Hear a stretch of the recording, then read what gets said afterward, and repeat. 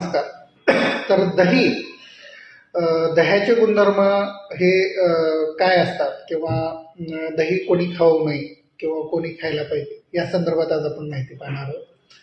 तर दही हे स्निग्ध गुणाचे, गुरु गुणाचे, पिच्छील म्हणजे चिकट असे असणारे किंवा अभिषंधी आणि उष्णवीर्याचे म्हणजे जे पचल्यानंतर शरीरामध्ये उष्ण गुण निर्माण करते किंवा उष्णता निर्माण करते. तर अशा सर्व गुणांचे हे दही असते.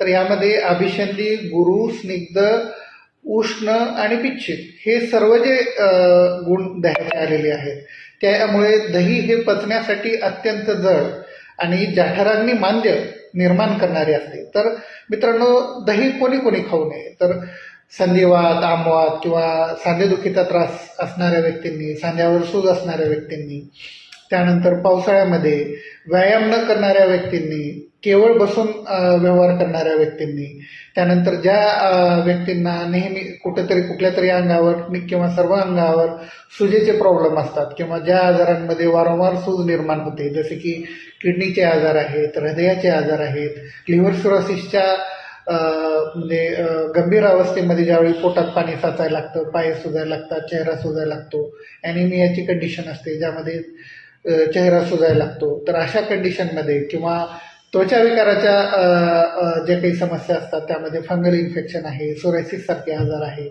किंवा जिथं तीव्र कंडू किंवा खाज असते, तर अशा कंडिशनमध्ये दही खाणे हे निषिद्ध मानले जाते. तर या सर्व आजारांनी ग्रस्त रुग्णांनी आहारात दह्याचा समावेश बिलकुल करू नये. धन्यवाद.